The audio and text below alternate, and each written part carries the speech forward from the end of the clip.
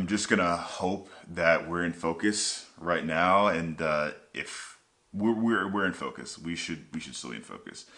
Okay, so this is my reasons for recovery. This is something that was suggested to me, or something I read about as like part of like a recovery process, is being able to really identify, like why.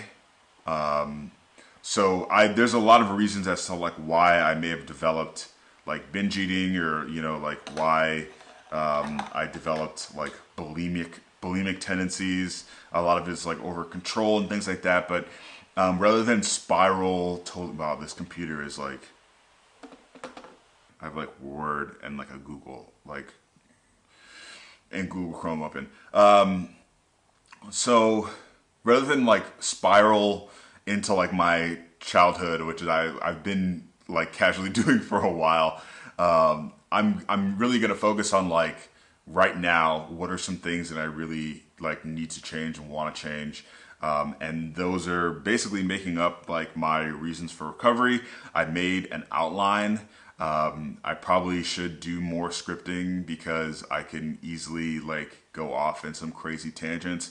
But I have 7 reasons for my recovery right now.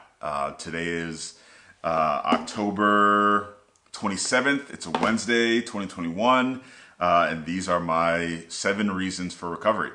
So number 1 is, this shit's expensive. This is like addiction level spending. Just to put this in context, I used to be a heavy smoker. I used to smoke a lot of weed.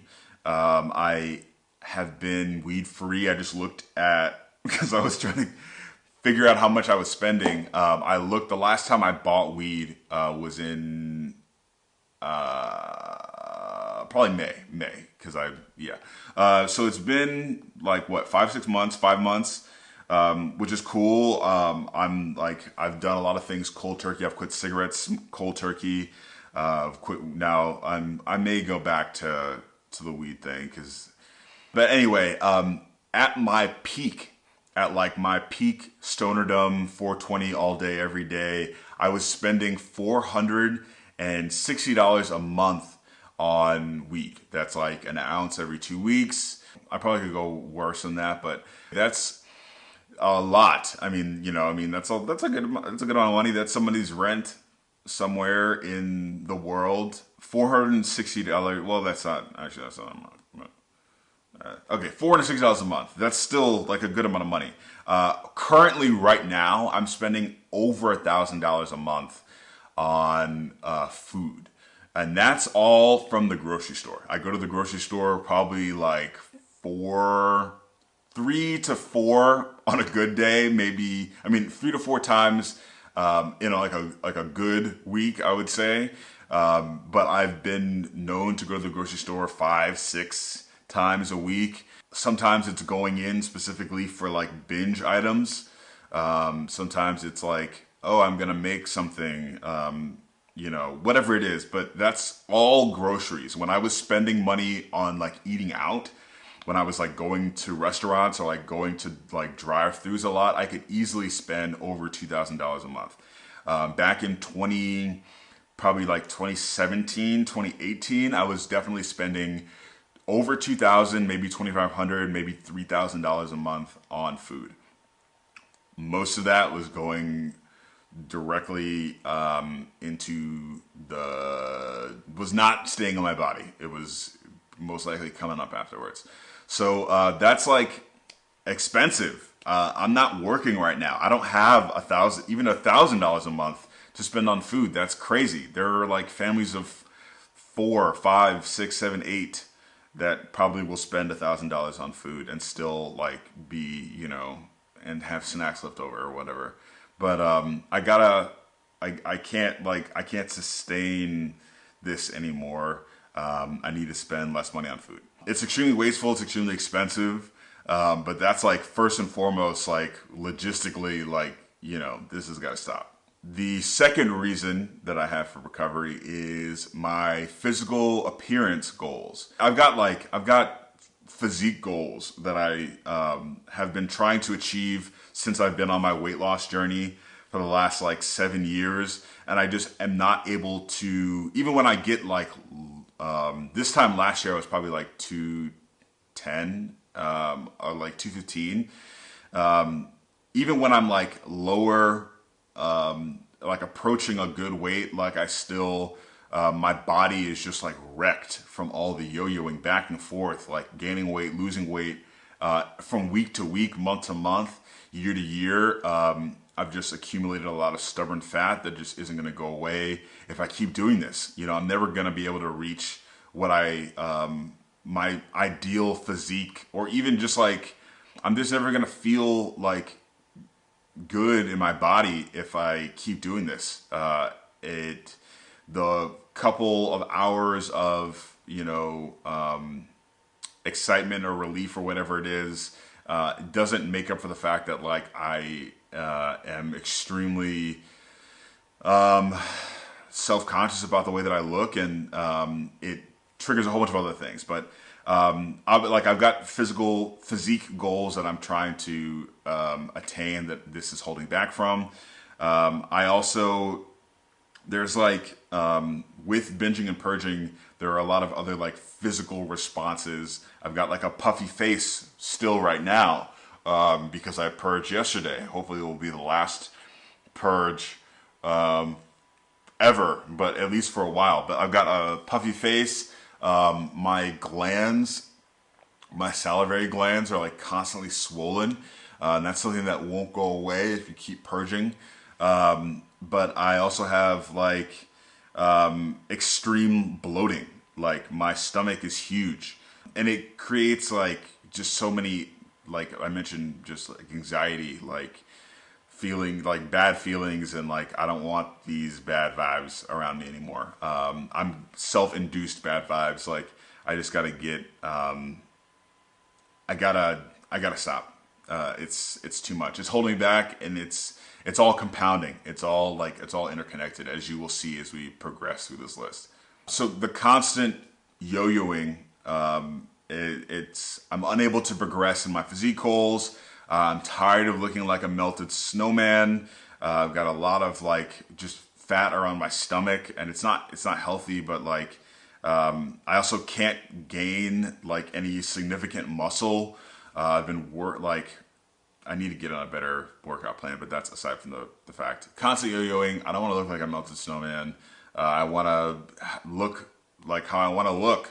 I want to be more confident in my appearance, and that's like superficial, but it's also like real. It is what it is. Ooh, yeah. Number 3, long-term physical health. There's so many, like if you look up like health complications with like binging and purging, bulimia, anorexia, any eating disorder, there's going to be a lot of like health side effects, I guess. I wrote down a couple. One, dental. I've been very lucky considering the fact that I've been purging for so long that I haven't had like any teeth fall out or like any real major like issues with my teeth. But I don't want to have major issues with my teeth. I don't want to have my teeth fall out and then that be like, oh, I guess I got to stop, I like my teeth. I had braces for a long time, even though I didn't wear my retainer, and I have got gaps. I want my teeth to be there. I want them at least until I like get veneers at 50 or whatever. Like, I want my teeth to be healthy. I have bad, like mediocre dental health right now, and I really want to just keep my teeth in its best, keep my teeth in the best shape that I can right now, mitigate damage that I've done so far, and just like, keep my teeth. My digestion is terrible. I burp all the time. I am gassy. I mentioned the bloating. It's just like I know that my body, because of probably the constant purging, my body is just like really inefficient when it comes to digesting food. So I really want to get better at that. I've got crazy acid reflux again. I want to have better poops. My stomach is crying out. for help. Often like my stomach will just like make noises like when I'm eating or when I'm not eating all the time. It's just like, it's bad. Throat. I mentioned the swollen salivary glands, like esophageal cancer is very common, and I really don't want that. I'm probably already at, like super high risk from previous like smoking history, but I'm sure the bulimia is not helping that. Constant acid coming up and down my throat. Nutrition, that's probably like a big one with like anorexia, but like when I like I've got like crazy like bone cracking and like joint pain now. I feel like it's probably due to not letting myself fully digest my food. I'm sure there are nutrient deficiencies that I'm not aware of that that would be corrected if I just ate normally. But I can't really address that because I don't really know what I'm really intaking. Eye health also. If you look at parts of my eye, if you were to get closer, you'd see that there are like brown spots and things from like burst blood vessels in my eyes from purging. I really don't want to have that anymore. That's like irreversible damage, but like I don't want it to get any worse. And it's just, it's not cute. So yeah, there's a lot of physical things, and I'm sure there are more that I can't even think about, but that's just like off the top of my head that I came up with this morning. There's a whole bunch. Number 4 reason for my recovery is that binging and purging is painful. Binging and being like overly, just being stuffed. I remember there was a point in time where I think that like being super full was like comforting maybe, or like, I would often like eat myself to sleep in college, like repeatedly. I used to be like comfortable being full, but now it's to the point where like anytime I like eat past the point, anytime where I'm like super full, it's just so like painful, and I start to like just like burp, and I'm like, oh, it's gross. But it hurts. It's bad. It hurts. Okay. Waking up after eating too much is super painful. Like stomach cramps. I don't even know what it is, but it's just like, it hurts. That's all I can say. Also, like going to sleep super full leads to just terrible sleep. I'll like sweat through my sheets on a regular basis. I have like crazy like nightmares. But also like the actual purging itself like hurts. Hurt my like chest, hurt my throat. I mentioned like obviously like with like super stressing like blood vessels in my face and my eyes. I'm sure if I had like even lighter skin, I might have like blood vessels like bursting up around in my face more, but you can definitely see it in my eyes. And then my sinuses, sometimes I'll like jam up my sinuses and I like can't breathe for like, a day or two. It's bad. Yeah, but the biggest thing is like, it's painful. And I want to like not be in pain, for something that is like become a pastime of mine. That's messed up. Reason number 5, I really want to reset my relationship with food. I mentioned in my intro video that I love food. I've always loved food. And maybe what I've romanticized as my love for food will go away, and that'd be totally okay if I could reach my other goals in life. But I really want to reset my relationship with food. I feel like my enjoyment has really been on the decline. I do love to cook, but like I don't cook as much as I used to. I don't really explore food the way that I used to. It's really like I'm buying a lot of like binge food that is purely for binging. It's not like I'm even like tasting it so much. It's just like I'm compulsively eating to like kill time, to get like a dopamine rush, and it's not healthy. Obviously, food should be like a complement to like a full life. It should be something that you can share with other people, and that's something that I don't do. There was a point in time where like I was thinking of like, all right, food is fuel. Like, let's not have any enjoyment from food, and that's also like just led me to being like more depressed. So food is something that it's going to be in my life. I have to eat. You know what I mean? Like, it's going to be something that is so ingrained in culture today anyway. So I just need to get a better relationship with it so that I can like move about the world in a less triggered way. And yeah, not using food as like a time filler when I'm bored. Just more mindful eating and all that stuff. Leading into that, number 6 is for my mental health. I touched a little bit on like my low self-esteem. I have pretty low sense of self-worth. It's weird. I think I go through like intense swings of like what I can only describe as like narcissistic elitism, and then swing to like totally like worthless piece of trash feelings. I have ADHD. I've been diagnosed with ADHD in the past, something that I've been kind of neglecting, and I like didn't really think was real up until probably about 2 years ago, when I started to really reassess a couple things. But I also deal with anxiety and depression on and off for a long time. But this is something that this has been like binging, purging, eating has been like a coping mechanism for as long as I can remember. And I have to kind of get this out of the way to deal with all those other things, because right now they're just being buried underneath this like mountain of food that I'm eating. So I need to stop binging and purging for my mental health.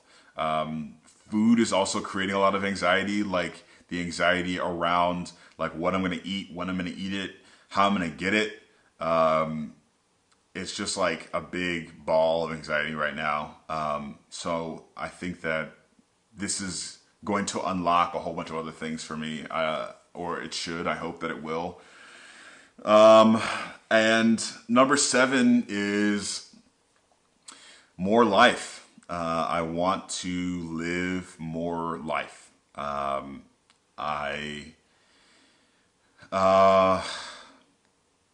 Yeah, I'm unhappy with a lot of things in my life right now. It's difficult to say this out loud on camera and then put it on the internet. But I don't really have many friends. I don't really have many relationships in my life because I have isolated myself for a number of reasons, but a lot of them is like logistically. I've canceled so many dates. I've canceled so many like outings, gatherings because of my insecurity or because of literally like I would rather stay in and binge food and purge all night than go interact with other humans. This has become my only friend. And I want real friends in my life now. I want real relationships. I want to be vulnerable with people. I want to like share my life, I guess. I don't know. I've been like always been like a very independent person, seemingly independent. I've always been ferociously like, if no one wants to do this, I'm going to go do it myself. Or like, I moved away, like, I moved very far away from my parents when I turned 18 to go to college. I didn't know anybody, I never visited the college before. It was like, I've always been the type to like throw myself into things fully and like throw myself out of my comfort zone, or so I thought for the longest time. But I've been like insulating myself into like this world of binging and purging as my like form of comfort in a lot of different scenarios. I'm starting to really connect those dots now, but yeah, I want more hobbies. I don't do anything anymore. Like I used to take pictures all the time. I used to write a lot. I used to read. I used to like just have more fulfilling hobbies. Even when like, you know, even when I was like around more people, since I moved to Atlanta, I've been very super isolated. I just want to interact with more people.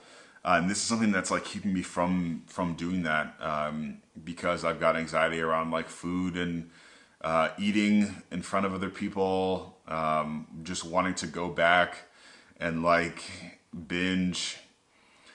It's exhausting. I'm tired. I'm really tired of this cycle that I've got myself into, and I really just need to stop.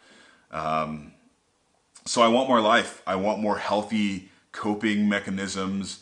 I want to make real friends, hopefully maybe connect with some of my old friends. I want to enjoy the world outside of my kitchen and my bathroom. Yeah, but that was a lot. I'm sure there are other, even though I made an outline, I feel like that wasn't very coherent or cohesive.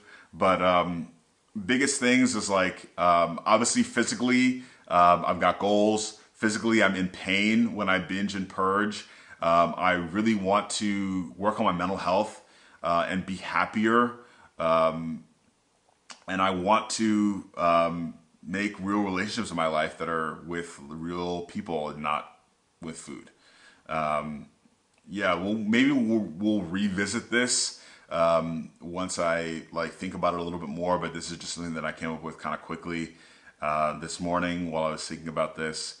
I encourage you to come up with some reasons as to why. Really like think about think about your routine and think about like why you want to change it, why you need to change it, and let me know if there's some other reasons that you have in the comments, I guess.